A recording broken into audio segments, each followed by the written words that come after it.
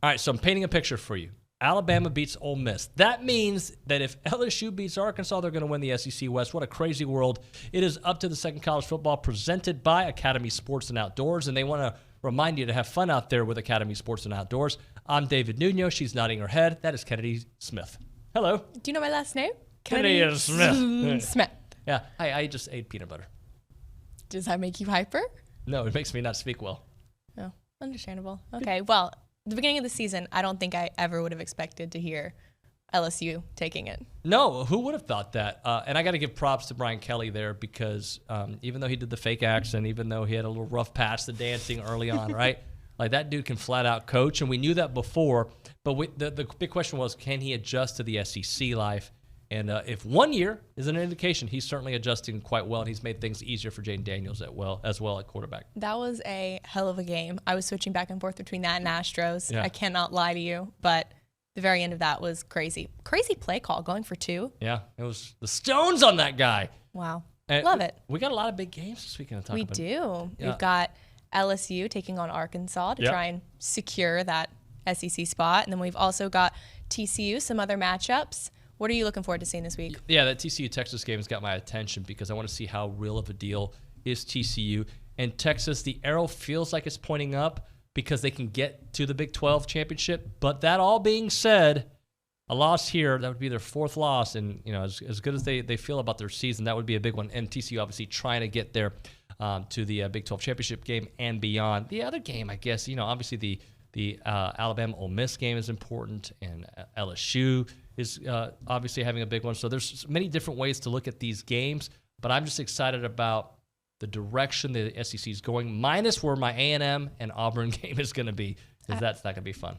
I know we're wearing maroon right now, but I don't even want to talk about A&M.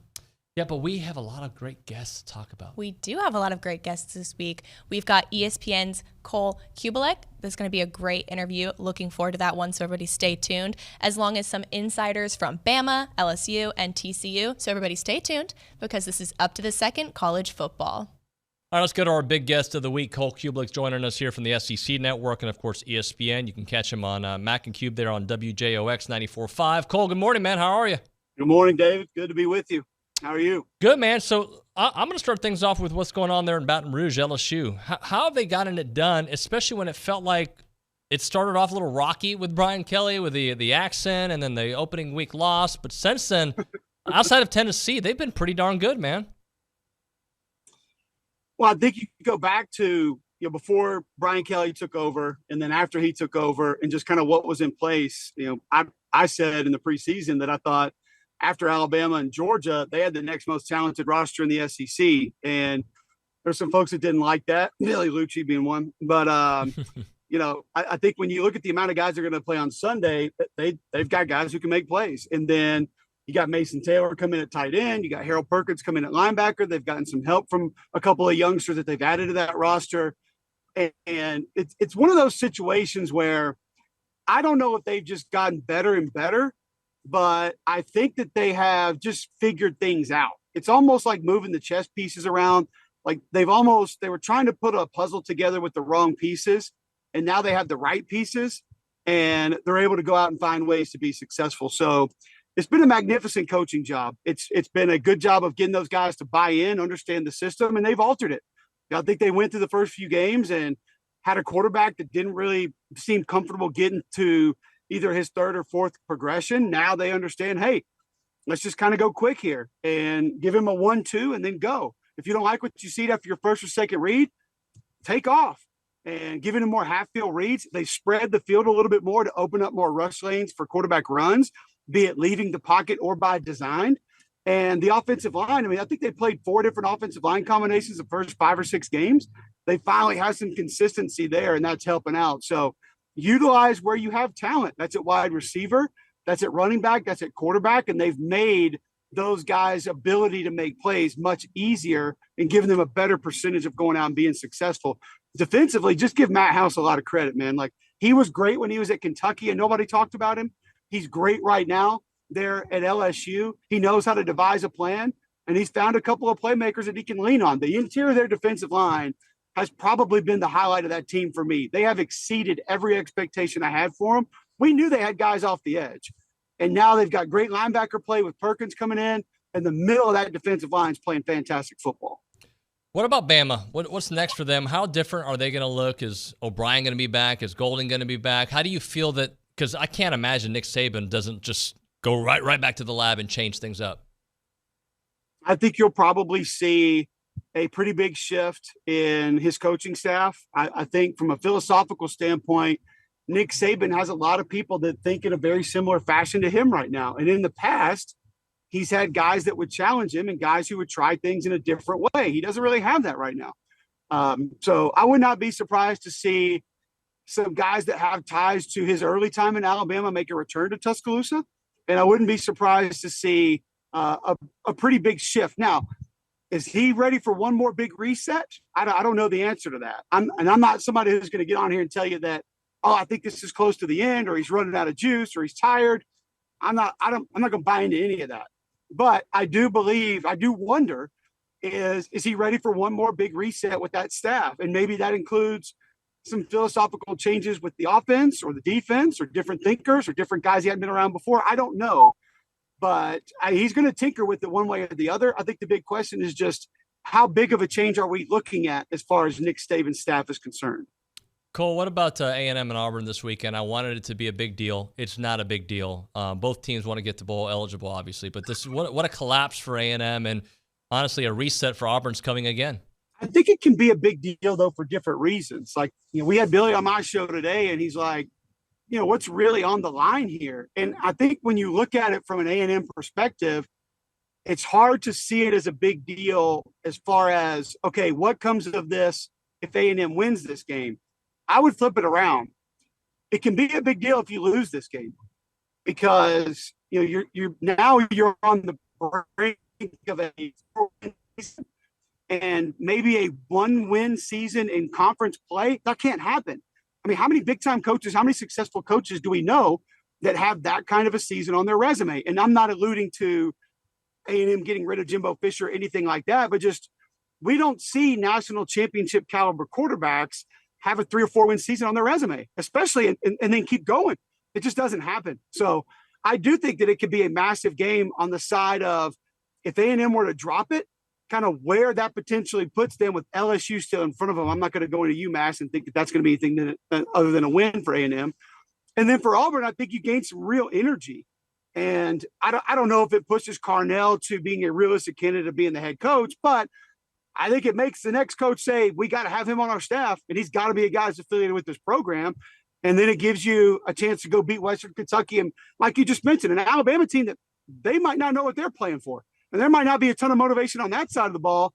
And they go to Tuscaloosa to play that football team there, completely rejuvenated and having some new life. So there is some meaning. It's definitely a tough sell saying you got two teams that have lost 5 straight games coming to face each other. I don't think I've ever seen it.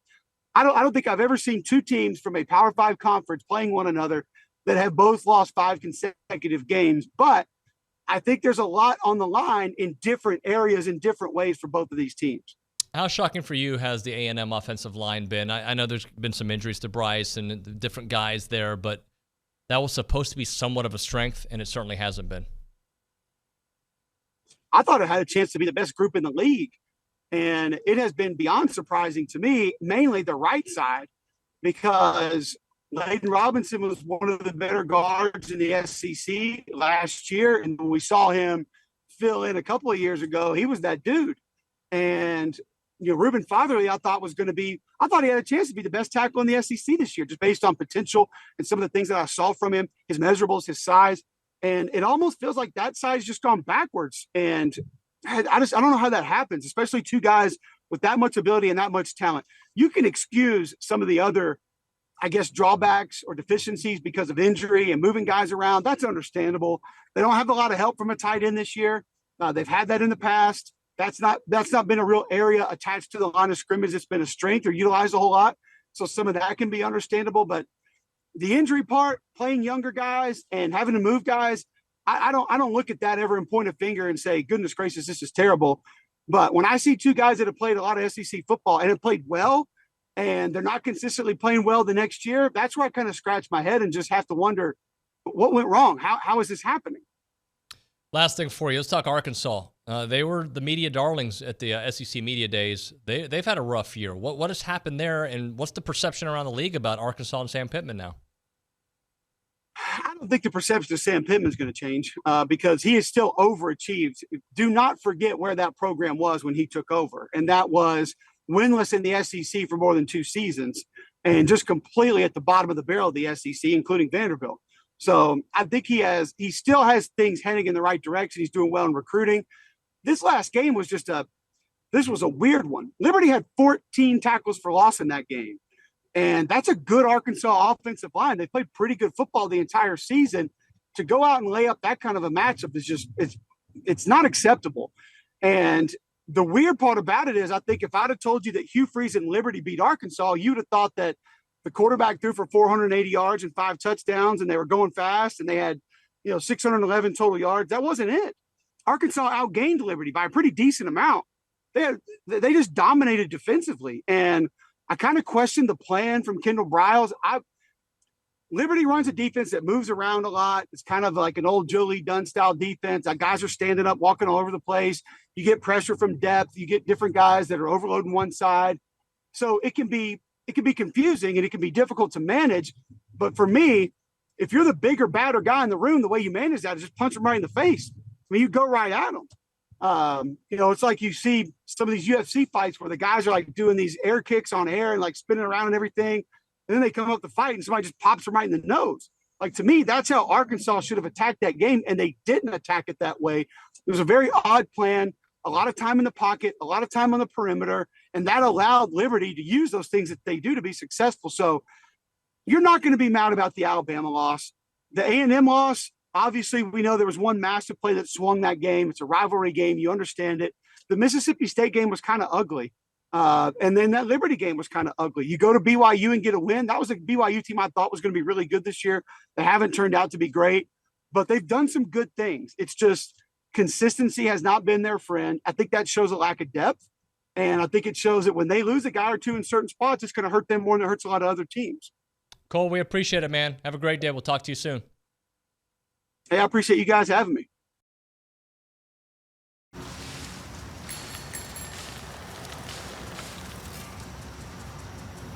At Academy Sports and Outdoors, bikes for the whole family are just a click away. Buy online at academy.com with our free in-store assembly. Your next set of wheels, plus helmets, pads, and water bottles will be waiting for you at our in-store pickup counter. Get to the fun faster with our in-store pickup and free assembly at Academy Sports and Outdoors. All right, Alabama, Ole Miss. What is going on there in Tuscaloosa? I cannot imagine that Nick Saban's going to allow this staff to survive this season, even though for most other programs, just a couple losses isn't that big of a deal. But it is a big deal when it comes to Nick Saban and Alabama. Big game coming up against Ole Miss. Let's talk to an insider. Luke Robinson joining us here from Locked On Bama. Luke, how are you doing, man? I'm doing great. Thanks for having me. So I don't think this season's been shocking. I thought Bama would take a step back this year. But I feel like when you're in the middle of it, it feels shocking because it's Alabama. So I'll ask you, how shocking has this season been with a couple losses? Relative to my expectations in the summer has been shocking. Considering the way the season has gone to date, I don't think it's been shocking. Meaning that, look, I went to the Texas game. I saw some issues moving the ball. I saw some issues with not having a number one receiver. Then you play Arkansas, and while Arkansas may have been the turning point in the season, now that I think about it, because Bryce Young gets hurt early in the second quarter. Alabama goes out to this big lead, and then it feels like the whole identity came apart. Meanwhile, still no number one receiver has been developed or has come forth. Nobody's taken that role. There's no Judy, there's no Waddle, there's no Devontae Smith, there's no Ruggs, there's no Amari Cooper. I mean, all these big-time names. Alabama just doesn't have one. And every time Alabama's needed a receiver to step up, even Jahmyr Gibbs, who's been fantastic for the most part, and Alabama's leading receiver, really, he dropped a pass against Tennessee that probably would have won the game late in the game. And then this past week, Ja'Cory Brooks, while he was one of the coach's players of the week, he dropped a couple of key passes late in the ball game. So now that I've been in the season, I'm less shocked. I mean, I'm sort of the reverse of you. At the beginning of the season, I thought this Alabama team was as talented as we had. In my opinion, we got the best two players in the country in Bryce Young and Will Anderson. The problem is I didn't know how big the gap was between number one, number two, and then wherever the next guy is. So follow me here. I don't know. About 4 weeks ago, maybe 3 weeks ago, I said on this show that I thought this was going to be a big gap between Alabama championships because I didn't think Alabama was going to be able to win this year. And obviously they didn't win last year. And I'm thinking, well, if Bryce Young and the rest of the crew's going to the NFL, I know that Nick can churn and burn and get people in there, but like, are we going to maybe see 2-3 year window where they're not a playoff team or a championship team? No, I don't think that's right. I think Alabama's about to have a monster recruiting year. Whenever you lose, right, you have it's like all these stages of grief. Mm-hmm. You have to go through your anger, you have to go through the acceptance, you have to go through the sadness. Well, then you start looking for the positivity. And I think the positive side of Alabama most likely not going to play in the SEC title game this year is that's going to give Nick Saban an extra week to stew and an extra week to recruit. And there are about 5 to 7 really key recruits out there Alabama's focusing on. 2 of them right here in the state of Alabama, and Quay Russaw and James Smith. They play for the same high school. And I think Alabama's going to go all in on those guys and a guy like Keon Keeley and really try and make the biggest move they can make in recruiting and try and re-solidify their identity. And that feels like what Alabama has lost. I mean, Alabama used to scare the pants off of everybody when they came to town. And that's just not happening right now. Their last several road games, outside of the Mississippi State game last year, Alabama just hadn't looked good. And I think they're going to reestablish that as best they can. They'll probably do some work in the transfer portal is my bet to try and maybe find an alpha wide receiver or an alpha tight end or somebody like that. What this team has really been missing is a vocal leader, in my opinion. Bryce Young is the best quarterback in Alabama history. I think he's the best player in the country. I don't think it's particularly close. Without Bryce Young, Alabama already has 4 losses, if you ask me. But he's not a vocal leader. He's a leader by example. And Will Anderson, he's a leader by example. He's not a vocal leader. It'd be good to have a dude or two that Alabama's had in the past that will get in your face and say, you're not doing your job. Get off your backside and do it.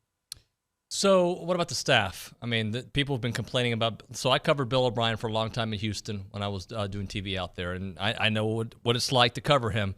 That's a name that I've heard nothing but criticism really, even last year, right? Pete Golding, another guy, sometimes really high, sometimes really low. Do you see the staff staying intact next year? No, not at all. I'd be shocked. Look, in the end, it's going to come down to what Saban wants to do. But I think Bill O'Brien was probably going to be away from Tuscaloosa next year regardless. Either he was going to get another job or he was going to be asked to move on. And my guess is at this point he's going to be asked to move on. He just has not done a great job. It feels like he has a system. He's going to use that system no matter what the players are, no matter what's going on, no matter what's happening. And he's just seems to be rather stubborn. Meanwhile, Pete Golding, the statistics are pretty good for Alabama's defense. The problem is whenever Alabama's needed a stop, they hadn't been able to get one. Go back to the Tennessee game. They missed the field goal. Tennessee's got just a little bit of time to try and get in field goal range, and Alabama gives up 2 big pass plays. You go to the LSU game. Alabama needed a stop on several occasions. So Alabama finally takes the lead. And the defense just can't make it happen, even though they got Dallas Turner and Will Anderson. It's a problem. So I would be a little shocked if either of those guys are back, quite frankly. Am I understanding this correctly?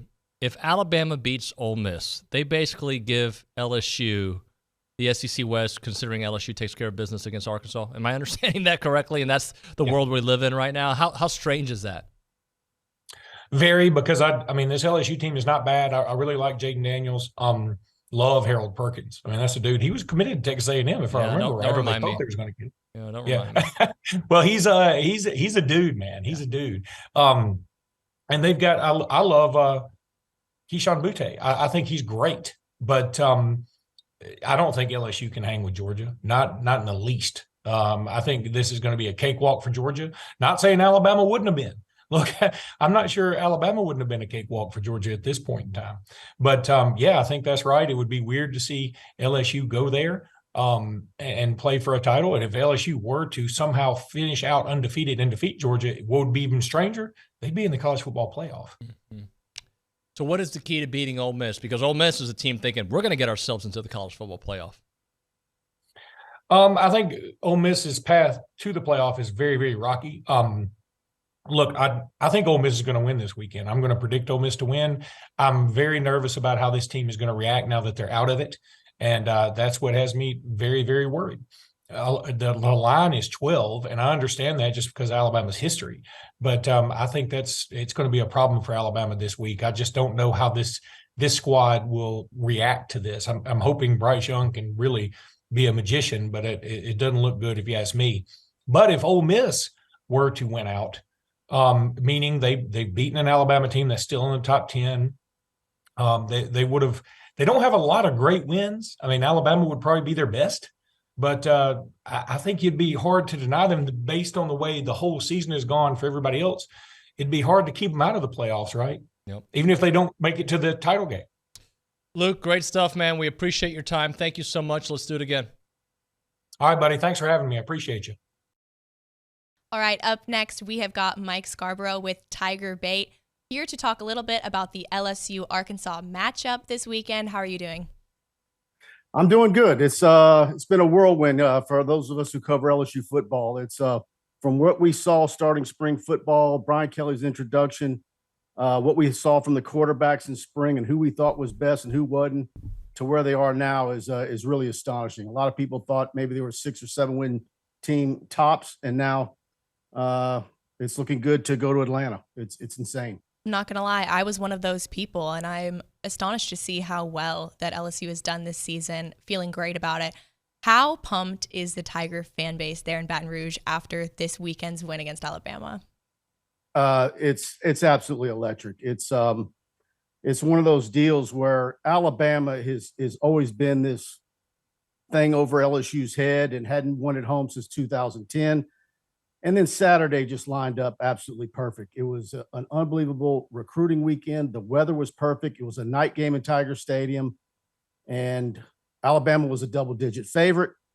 And then I said last week it would be big for LSU rather than come out and get behind like they have in most games, to come out and actually score first, and that's what they did. And I know a lot of people are talking about Jaden Daniels and Mason Taylor and Harold Perkins. But I also think a lot of credit needs to go to Matt House and that defense and the job that they did. That's a hodgepodge group. Yeah, you've got some big names in there, including the defensive player of the week and Harold Perkins, who you guys know all about. But you've also got a lot of kids plugged in from the transfer portal that were at Sunbelt schools last year. How much confidence did that win with Bama give LSU going into Arkansas and really just finishing out the rest of the season? I'm sure the confidence is going to be what you would think it would be, but does that mean that it correlates to going on the field at 11 a.m. and 30 degrees in Fayetteville Saturday morning? Wow. Yeah. So, and LSU is under Saban with Houston Nutt, and Arkansas can get you. And if you don't go out there and are prepared to play, and now LSU's the hunted. They're the team that's in the top 10 of the CFP and likely going to Atlanta. And you can make some teams' seasons with a win. And certainly whether it's Arkansas or A&M to end the season, both those two schools would love nothing more than to beat LSU, because it takes some of the sour taste out of their mouth as how their seasons are going. This might sound like a silly question, but what's the weather like there in Baton Rouge right now? It's about 80 degrees. It's nice and balmy. It feels like mid-September. Right. Do you think that kind of going to such stark differences in Fayetteville is going to affect the team? For Brian Kelly, it probably doesn't mean anything. He'll probably, he'd like to be in shorts in that weather.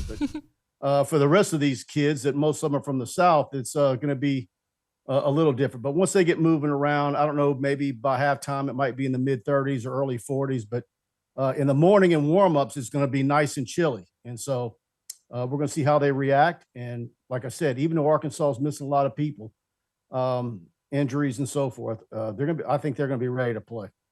What's the biggest takeaway you took from that Alabama game that you think LSU really needs to bring into this game against Arkansas? I just think they need to be focused. I think they need to really grasp the fact that, now you can look, LSU beat number one Florida in 1997, Steve Spurrier. And the next week they lost to Ole Miss. Now you still remember it, 20 something years later, 26 years later, what that win was. But for years after, it was always, yeah, you beat number one Florida, but the next week you lost to a bad Ole Miss team. And so you don't want that to happen if you're LSU. Then you get UAB, and then of course you ended A&M in College Station. Right. Got to keep the focus up. What did you see out of Jaden Daniels that impressed you? I was thinking about that this morning. First week of practice, I thought of all the quarterbacks, including the freshmen, he was the least accurate thrower, the least impressive throwing a football. I thought Walker Howard, the true freshman, was the best quarterback.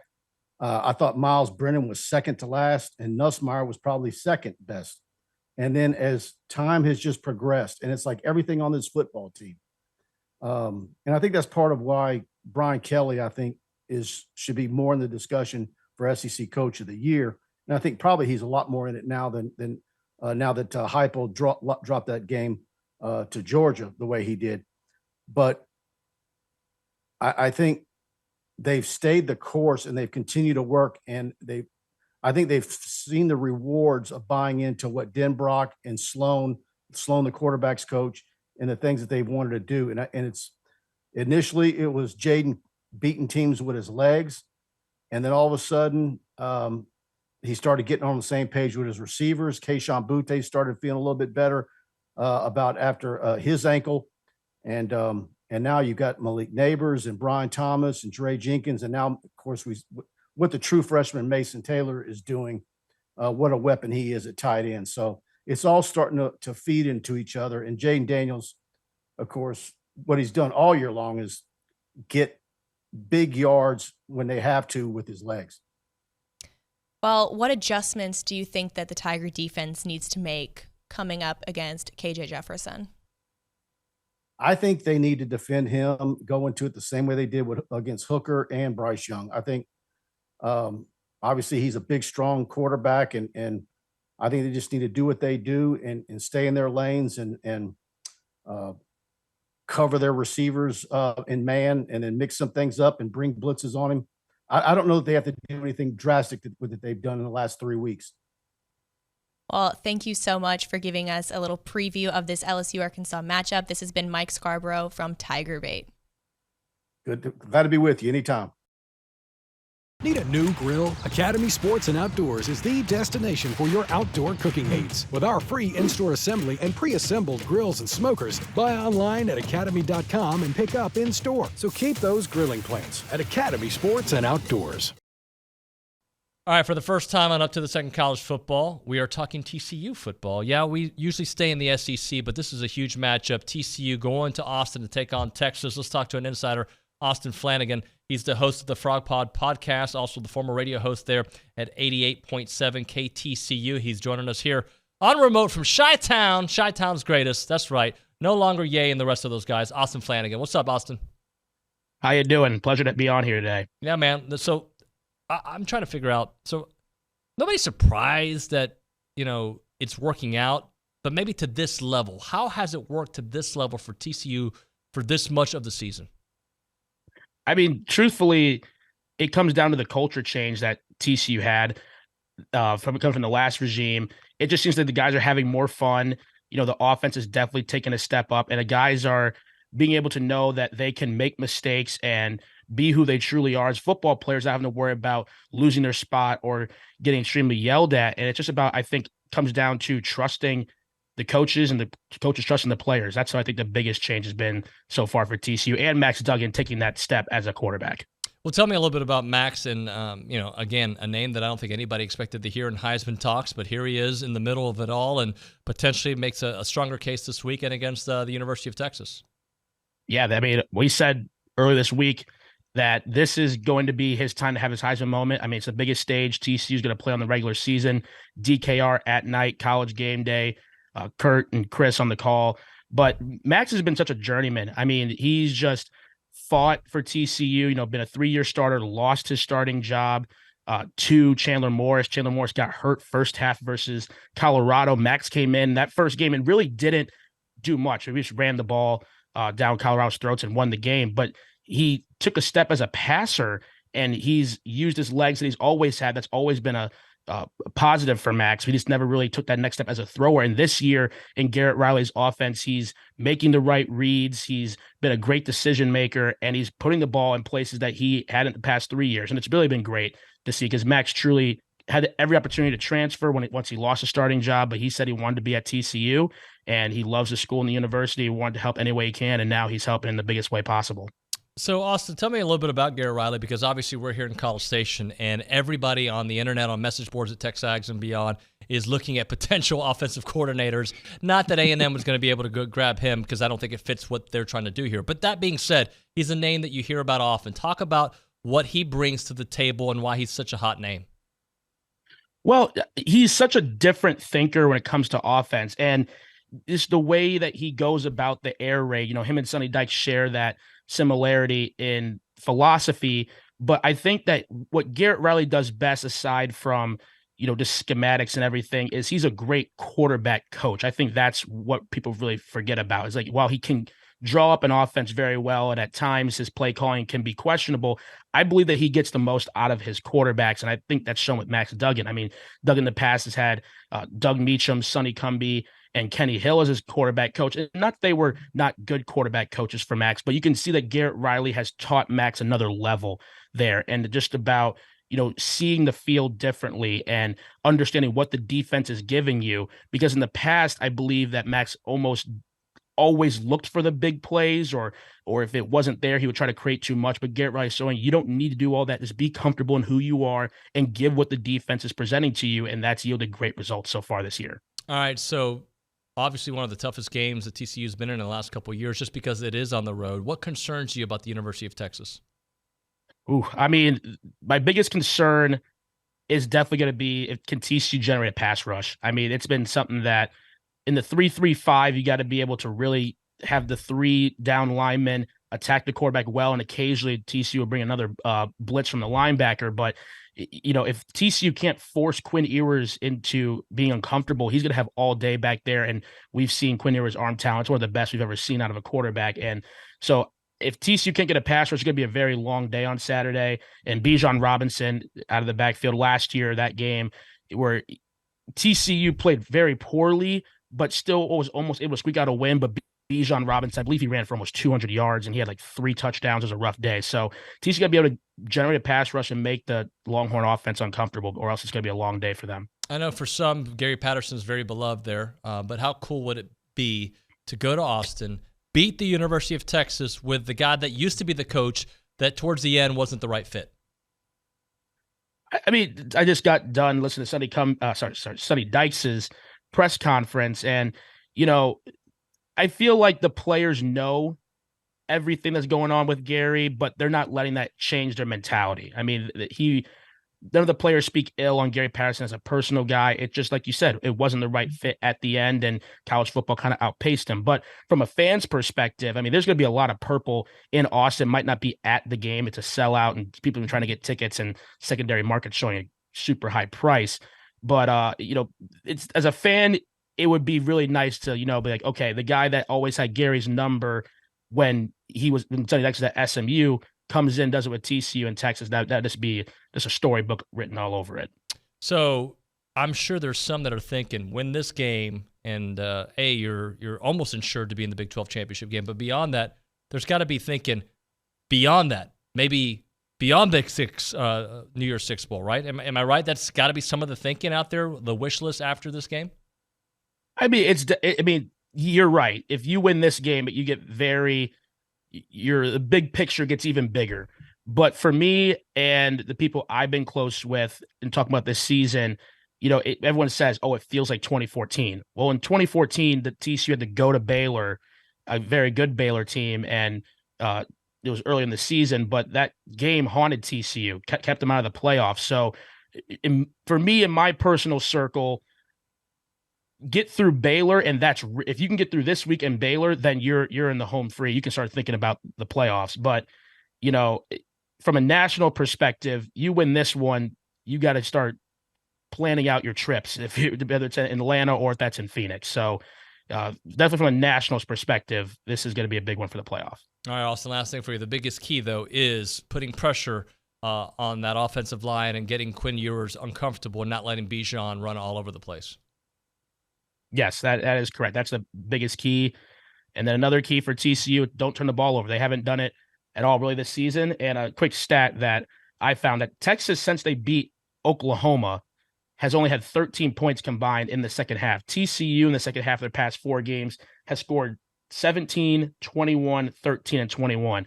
So if you keep this game close in the first half, the last month or so says that you have a great shot of winning this game based off how both teams respond in the second half.